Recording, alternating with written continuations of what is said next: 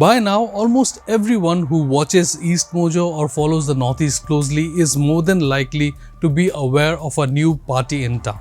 I say party in quotes because at the time of recording this video, the final name, structure and constitution of the party are still not public, but it is a mere formality. One of the main leaders who has shown extreme support and initiative in this regard is none other than Pradyot de Barma, the royal scion of Tripura and the leader of TIPRA Motha. Now, sure, there were leaders other than Pradyot too, including the Meghalaya Chief Minister Conrad Sangma and former national BJP spokesperson Mojo. But for this episode of Decoded, I will focus on Pradyot, TIPRA Motha and why this new party might be what saves Tripura from potentially descending into chaos. But before moving further, I have this request to make. Please support EastMojo by subscribing to our channel, and if you enjoy or like what we do here at EastMojo, don't forget to like this video and share it with your family members and friends. Pursuing for months. The village of Assam in the 75th Independence Day.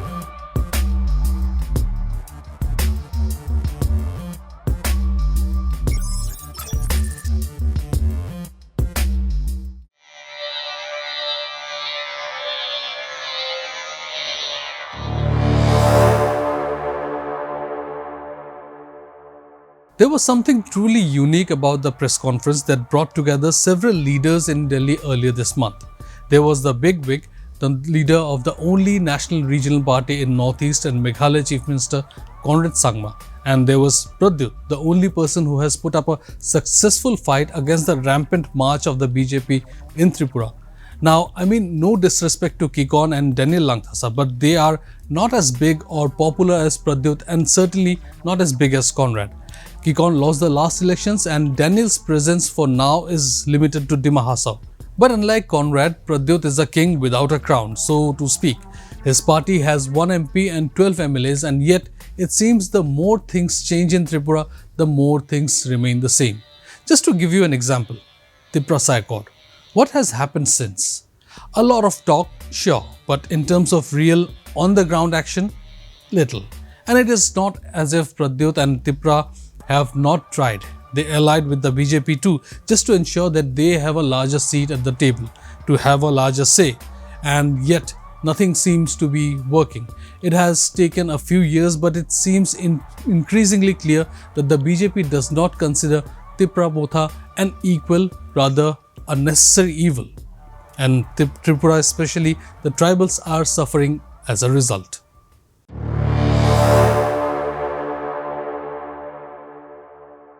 In October, Pradyot held his first round of talks with senior advocates and lawyers regarding filing a separate case in the Supreme Court regarding pending bills passed by the TTAADC.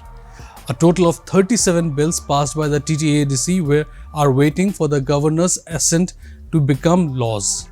Around 16 to 17 of them are related to the customary laws of tribal communities. A significant number are related to land and some deal with ease of doing business, stating that the governor has the right to return a bill if he finds something worth modification.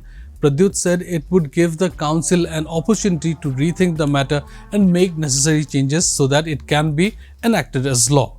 But if the bills are withheld without any specified time limit, the legislative powers of the TTAADC stand censored and curtailed. He even referred to the recent Supreme Court judgment in the state of Tamil Nadu versus Governor of Tamil Nadu case in April 2025. It addressed the issue of governors delaying or indefinitely withholding assent to bills. The Barma said that in their case, the state government acts as an intermediary forwarding the bills to the governor for assent on their behalf. He argued that there must be some sort of transparency in the whole process. The governor has the authority to either reject or give assent to a bill, but it must be done within a specified time frame. The Barma also added that several bills from the CPIM regime are still pending for the governor's assent. This is neither the first time nor the last time this issue has come up. The bitter truth is that despite being in alliance, the TIPRA Motha party has been left with no option except filing multiple court cases in the past seeking elections to the village committee of the TTAADC. So imagine, we have an autonomous council which works as it it is so supposed to, approves something as per the power given to it, forwards the same to the governor for approval, and then silence for years. I know, if you think Tripura is alone at this, you would be, of course, wrong. One of the biggest issues that helped Daniel Langthasa rise to fame was when he continued raising the issue of unpaid salaries of employees of the North Kashar Hills Autonomous Council, also known as the Dima Hasao Autonomous District Council. And oh, who can forget Meghalaya's never-ending wait for ILP to become a law? Even a CM, an ally of the BJP, and NPP President Conrad Sangma cannot get the centre to do something unless the centre wants to do it. See a common thread here?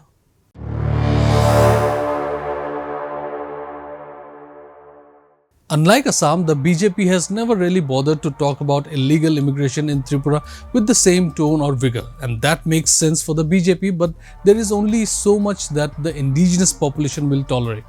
One of the strongest arguments presented by the alliance during the Delhi event was land rights for the indigenous. What is our issues across Northeast? Daniel Langthasa is fighting for protection of 6th schedule. We are fighting for the protection of 6th schedule. There are common problems of illegal migration happening from neighboring countries, alienation of tribal land. And that makes absolute sense because land rights are right up there as probably the biggest shared concern across all indigenous communities. Like most of the northeastern states, Tripura as we know it did not exist the way we know it now. It was a kingdom, and a kingdom where, as per 1881 census data, the population of Tripura's 19 scheduled tribes stood at 63.77%. In 2011, this number had dropped to 31.78%. How did it get here? Well, the migration of 6.10 lakh Bengalis, the figure almost equal to the state's total population in 1951 from East Pakistan, which is now Bangladesh, between 1947 and 1971. This unbalance is reflected in the language census too. As of census 2011, Tripura has 24.14 lakh Bengali speakers, thrice the 8.87 lakh who speak Kokborok, the language of the largest tribal group. The Bengali domination also continues in other fields, especially in assembly. Despite residing on less than one-third of the state land, the Bengalis control 40 of the 60 seats, while the tribals, who have over 65% of the geographical area, contribute only 20 seats. This essentially means that for all intents and purposes, Bengalis, not tribals, control the state. And no matter how much the BJP tries, this truth cannot be ruled out. Pradyot has tried everything, working with the BJP, working against it, allying, contesting alone, and all for nothing, and Tripura's indigenous people continue to remain marginalized. One cannot say that Assam has an illegal immigration problem while denying the same in Tripura. If Assam has had an NRC, there is on paper no reason why Tripura should not have it too. But let alone NRC, even ILP is not mandatory in the state. The truth is, even if Tripura wins all 20 seats in the tribal region, and that is unlikely to happen, nothing much will change. Which, instead of watching his state simmer and potentially become like Manipur, Pradyot has realized that he needs allies, and strong ones at that. Also, let us not forget, Conrad and Pradyot have worked together, so to speak.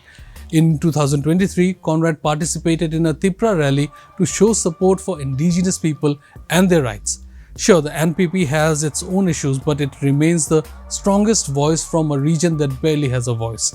And with the new alliance, Pradyot hopes the indigenous people of Tripura are heard in the corridors of power.